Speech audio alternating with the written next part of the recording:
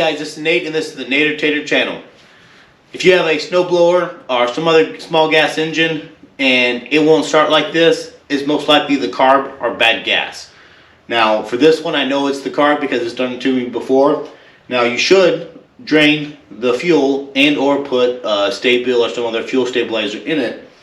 And I typically do that, but this one still seems to be very cantankerous.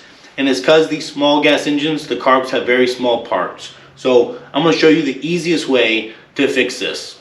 Alright, it's a couple days later, but now I'm ready to actually address the issue here. And you can take these carbs off and clean them.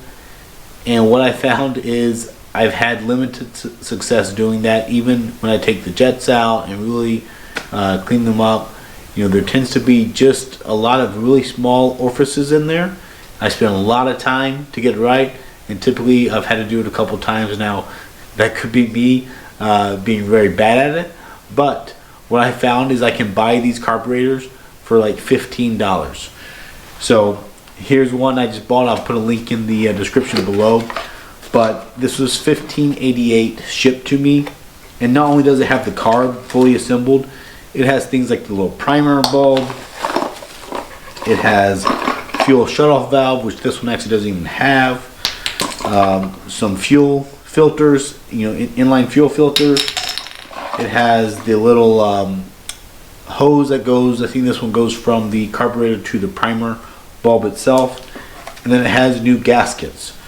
So this little kit has everything I need, like I said, for $15. I found it's not even worth it to try to mess with cleaning it out. And that's kind of sad. I know that's kind of the way the world is going to this one-time use thing and throw it away and not try to rebuild it. But the truth is, my time is worth more than the $15, and this gives me 100% functionality right away, and it's really quick to do. So let me show you how to do it. On this guy, this is a Craftsman 208cc snowblower. It's a two-stage snowblower. It's 26-inch wide. It's only a few years old, and doesn't have any hours on it at all.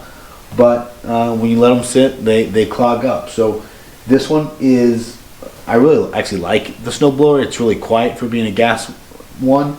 And but to get to the carburetor, you got to take some extra bolts off. A lot of the older ones are more simple. They don't have all this plastic cladding on them, and so it's easier to get to the carb. But let me pop this plastic stuff off so we can get to the carb, and I'll show you the things to watch out for when you replace them. Okay, so for me, I have to take the gas tank bolts out and this little plastic cover off, so it's 4 bolts per side, and I have to take off a couple of these plastic parts here that are put onto some metal pieces.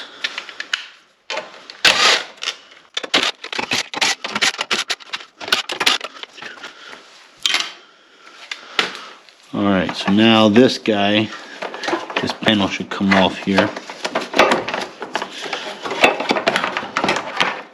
Now what you'll see is I have a couple things still attached to it. That guy just came off. That's from the primer bulb. And then this wire can come off. I can actually leave this attached and just put it over to the side.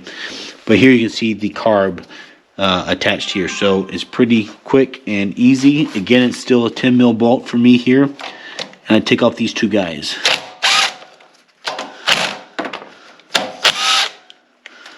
Alright, so now this hose here is connected to this valve cover. I pull that off, and out comes this little air intake for me. You can see a gasket here. So now this is where you want to pay attention to where the gaskets are and how all this stuff is set up. So just kind of make a mental note. This one is like this, with this D shape here, and then behind that's another gasket that is also attached. And then I just took off this choke lever here, so that's something you'll have to watch to make sure you put it back together the same way that it came off. So now the next thing is my fuel.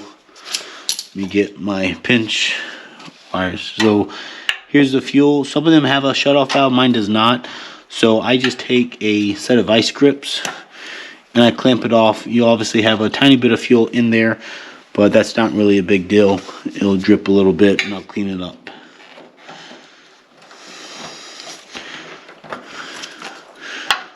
Now I take that hose clamp off. Back there, I got that off. So now the last thing I have to deal with is the actual throttle cable and the throttle spring. So as I slide this back here, I'll see I can get to this throttle lever and the really little tiny spring and disconnect those. And now as I come off, I'm going to take this. Sometimes the hose clamp can be difficult to get off, as well as the hose line itself for the gas. So just take it and twist it a few times and you should be able to twist it off of there.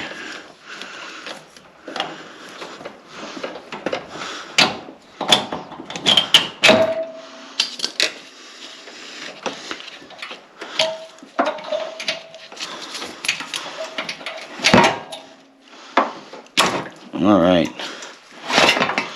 so there we go, and then I have one last remaining gasket on there, and yours might be more stuck. It depends on how long it's been on there for, but again, you want to keep track of it. You can see this one has a third hole there. That's not a bolt hole, but that lines up with this little channel on here, so you do want to make sure you take care of that. So here's my old carb that's leaking fuel everywhere, so I'll keep it upright to try to help prevent that from doing any more damage. Now we get my new carb out here and my new gaskets. Obviously you want to make sure that any of those surfaces that the gaskets go on are clean and smooth, and you don't want to use anything that can scratch or gouge them. So if you do need to kind of get the gasket off, you can use something, but you just want to make sure that you stay kind of flat and make sure you don't scratch that surface. Alright, so now I gotta find the gasket that fits the first one, and that's this one with the third hole, and I'll put it back on the same way that I took the other one off. Okay,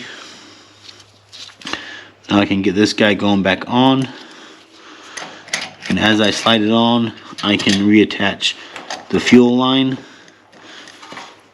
and then I'm going to get the throttle line, which is way back in here. Let's see if I can get to it. There we go.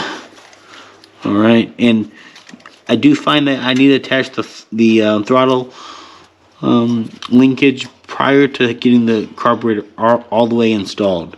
So I do that before I have it slid all the way in. Alright, now I need that hose. I need to get that off this old one. I could use the new one too, either one. For mine's not that old, so it's not gonna hurt anything. Alright.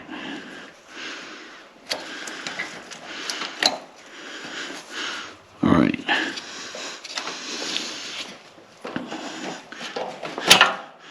So now we're sliding that on, making sure it all clears. Alright, so now I need to get these new gaskets. Okay, so now that I have that, let me get this bracket back on. I got my D shape.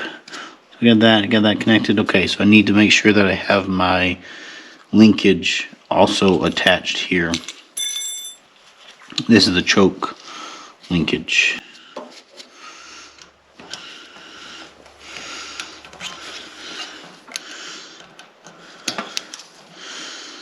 Okay, get this guy attached to here, because once you have this bolted up, you can't attach that linkage anymore.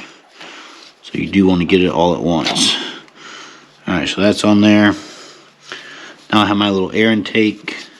Yours might be a little different than this, but this one I'm going to feed in here. And then as I feed it in, I'm going to make sure that I have the snapping on the retainer there. And it comes out over here and goes into this nipple here. Alright. That's a little bit of a handful. You got to watch all these different places, but once you get that all lined up, you're pretty much done. This goes on to here.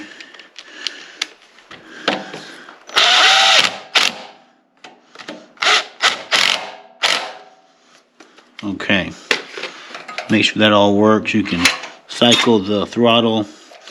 You can, it's a little hard to do it by hand, but you can go ahead and take the choke and make sure that it rotates around into the different positions.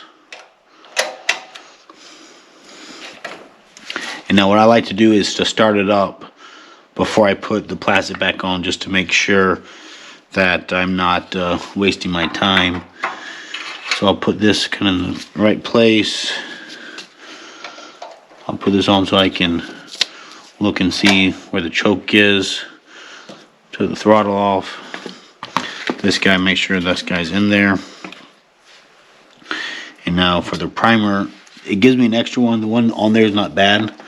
So I'll go ahead and take this new primer and put it on here. And then what I'll do is I'll press it a couple times.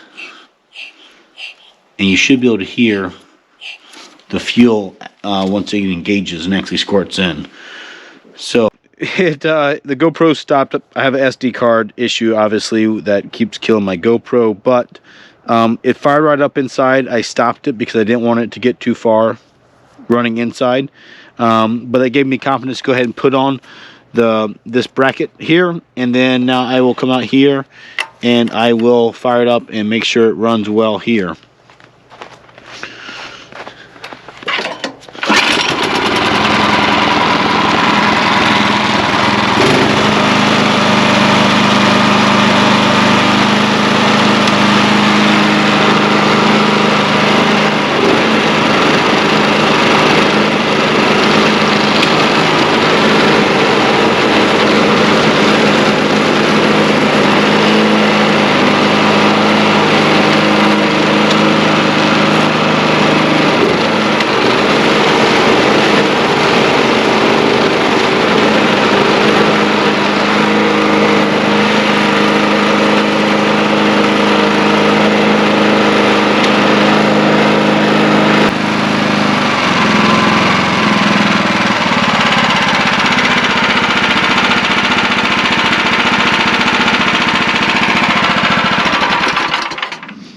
Well, thanks for watching, guys. That's how I do it.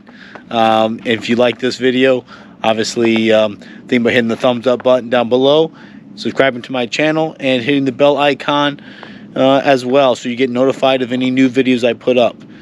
If you have any questions, put them in the comments below, and I will try to answer them to the best of my ability. Thanks.